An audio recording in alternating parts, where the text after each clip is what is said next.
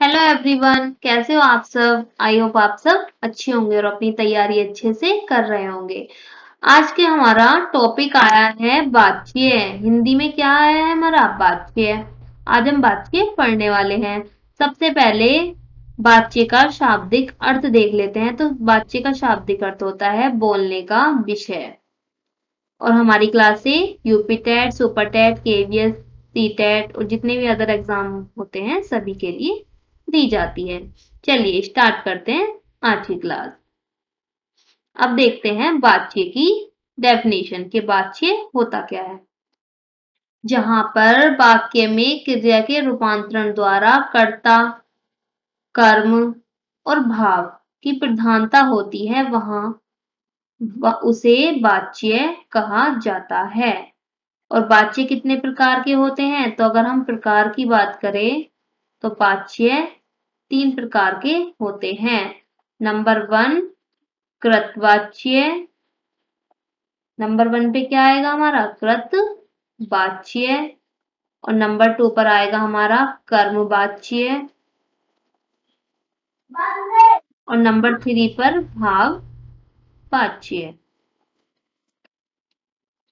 कृतवाच्य में यहाँ पर क्या होगा, यहाँ पर कर्ता कर्ता पर प्रभाव पड़ेगा। क्रिया का किस पर प्रभाव पड़ेगा, कर्ता पर। तो वो होगा हमारा कृतवाच्य। और कर्म पर प्रभाव पड़ेगा तो वो होगा हमारा कर्मवाच्य। और नंबर 3 भाव पर अगर प्रभाव पड़ रहा है क्रिया का तो वो हमारा होगा भाववाच्य। अब किस टाइप से प्रभाव पड़ेगा ये मैं आपको एग्जाम्पल के थ्रू बताती हूँ। अब देखते हैं कृतवाच्य की पहचान। तो मैंने आपको क्या बताया, कृतवाच्य में क्या होगा, क्रिया कर्ता के अनुसार आएगी। ठीक है, तो इसमें देख लेते हैं। जैसे लड़का जाता है। अब इसमें देखते हैं लड़का। लड़का हमारा, ये लड़का क्या है इसमें, पुल्लिंग। पुल्लिंग और एक वचन। ठीक है, एक वचन। अब यहाँ पर जाना, जाना क्या है, जाना भी यहाँ पर पुल्लिंग और एक वचन है, बच्चों।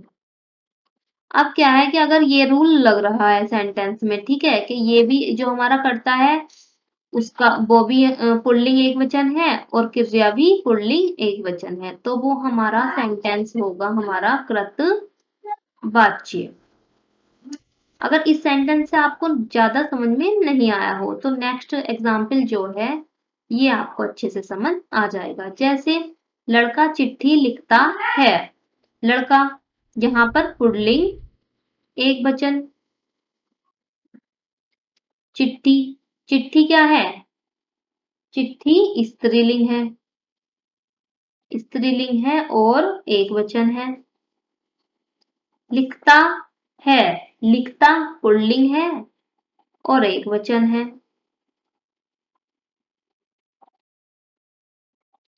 एक वचन है तो लिखता किसके अकॉर्डिंग आया है, लड़के के अनुसार, क्योंकि इसके रूल इसमें सेट हो रहे हैं। जैसे कि लड़के में पुल्लिंग एक वचन है और लिखना में भी पुल्लिंग एक वचन है।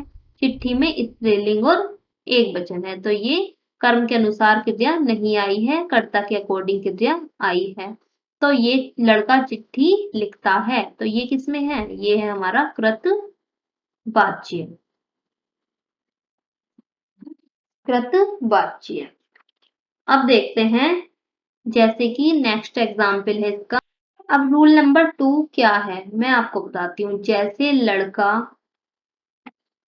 पत्र पढ़ता है। इसमें वही रूल लगाना है जो मैंने आपको पहले बताया। पुल्लिंग एक वचन, पत्र क्या है, पत्र भी पुल्लिंग एक वचन है और पढ़ता भी पुल्लिंग एक वचन है। अगर ऐसा रूल बन रहा है कि जो हमारा कर्म है उसमें भी पुल्लिंग एक वचन है, पढ़ने में भी पुल्लिंग एक वचन है, मतलब क्रिया में भी एक वचन है, पुल्लिंग है, सेम है, तो हमारा हमेशा ये सेंटेंस हमारा हमेशा कृतवाच्य में ही जाएगा। नो डाउट, आपको किसी भी डाउट की जरूरत नहीं है, आप इसे कृतवाच्य में ही सही कीजिए। ठीक है, अगर ऐसा रूल बन रहा है। और रूल नंबर 3, हाँ, इसका एक एग्जाम्पल और देख लेते हैं। जैसे लड़की, पतंग उड़ाती है। अब इसमें देखते हैं, लड़की स्त्रीलिंग एक वचन, पतंग क्या है स्त्रीलिंग एक वचन, उड़ाती भी स्त्रीलिंग और एक वचन। इसमें भी देखो तीनों चीज क्या और तीनों के क्या है, लिंग और वचन सेम है, तो ये हमारा कृतवाच्य में जाएगा।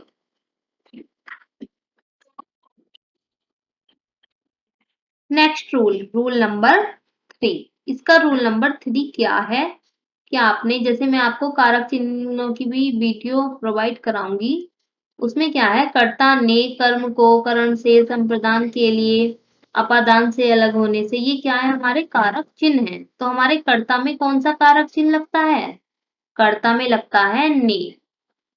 अगर कर्ता में ने कारक चिन्ह लगा हुआ है सेंटेंस में, जैसे कि एग्जाम्पल देखते हैं इसका, इसका एग्जाम्पल होगा, बच्चे ने रोटी खाई,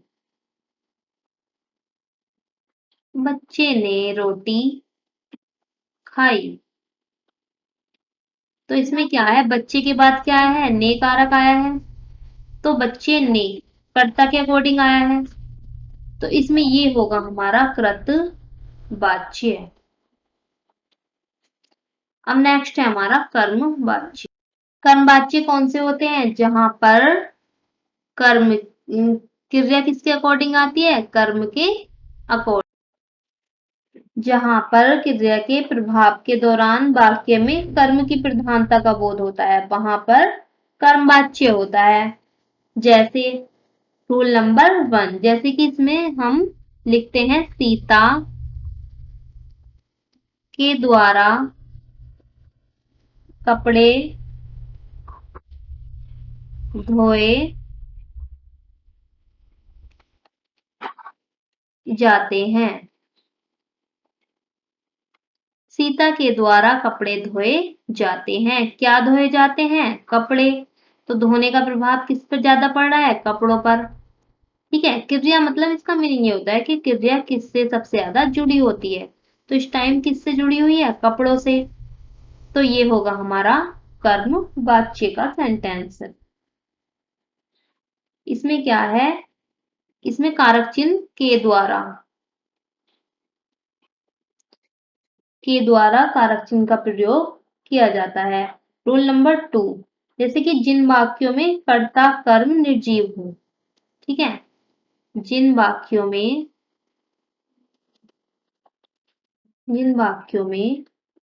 कर्ता कर्म निर्जीव हो, निर्जीव होता है, तो वो हमारा क्या कहलाता है, कर्म वाच्य। जैसे इसका एग्जाम्पल है, मिट्टी खुद रही है, मिट्टी खुद रही है। अब एक बात बताओ, मिट्टी खुद रही है, खुद तो मिट्टी खुद नहीं रही होगी, मतलब कोई तो मिट्टी को खोद रहा होगा ना, तो किसी के द्वारा तो ये कर्म हो रहा है, तो ये सेंटेंस इसलिए किस में जाएगा, कर्म वाच्य में। जैसे पतंग उड़ रही है, पतंग उड़ रही है, तो पतंग उड़ रही है, किसी कोई तो पतंग को उड़ा रहा होगा ना, तो ये होगा हमारा कर्म वाच्य में। अगर आप इसमें वो वाला रूल लगाना चाहते हैं कि अगर स्त्री, ये क्या है, पतंग, पतंग क्या है, स्त्रीलिंग और एक वचन, ये रूल भी लग जाएगा, इसमें भी कोई डाउट नहीं है, ये रूल भी हर जगह सेट होता है कि ये क्या है, स्त्रीलिंग एक वचन। और उड़ उड़ रही है, तो उड़ रही भी क्या है, स्त्रीलिंग एक वचन। तो ये रूल तो सेट होता ही है, लेकिन कभी कभी क्या होता है कि हम स्त्रीलिंग और एक वचन, मतलब जो भी लिंग और वचन होते हैं, उनको हम पहचान नहीं पाते हैं। ठीक है, कभी कभी ऐसा हो जाता है। तो ये हम दूसरा रूप भी याद रख सकते हैं कि जिन वाक्यों में कर्ता कर्म निर्जीव आते हैं वो हमेशा किस में जाते हैं? कर्म वाच्य में। आई होप आपको ये क्लास अच्छी लग रही होगी। नेक्स्ट है हमारा भाववाच्य। भाववाच्य भाववाच्य भाववाच्य कौन से होते हैं? जैसे कि ऐसे वाक्य, मैं लिख देती हूँ, ऐसे वाक्य जहां जहां पर क्रिया के द्वारा मन के भाव मन के सॉरी भाव की प्रधानता होती है।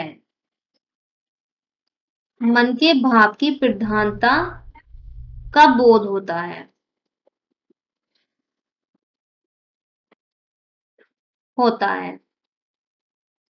वहां भाववाच्य होते हैं।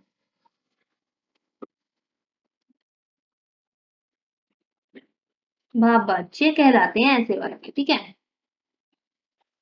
जैसे इसका एग्जाम्पल है, उससे चला नहीं जाता। उससे चला नहीं जाता। ये क्या है? ये एक भाव भी तो बता रहा है कि उससे चला नहीं जाता। नेक्स्ट एग्जाम्पल देखते हैं, जैसे बच्चों से पढ़ा नहीं जाता। बच्चों से पढ़ा नहीं जाता। नेक्स्ट है, उससे खाया नहीं जाता। उससे खाया नहीं जाता। ये सब क्या है? ये सब एक भाव है, इससे हमें भाव का पता चल रहा है। ये होगा हमारा भाव वाच्य। ये भी क्या है? भाव वाच्य। और ये भी हमारा भाव वाच्य, क्योंकि इसमें भाव प्रकट हो रहा है। नॉर्मल सी बात है, आप सेंटेंस को पढ़कर ही समझ सकते हैं कि इससे भाव का पता चल रहा है। ये हमारा भाव वाच्य में जाएगा। आज की क्लास में इतना ही। आज हमने क्या किया? वाच्य टॉपिक अपना कंप्लीट कर लिया है। सो आज की क्लास में इतना ही रहने देते हैं और अब मिलते हैं नेक्स्ट वीडियो में नेक्स्ट टॉपिक के साथ। So thank you class.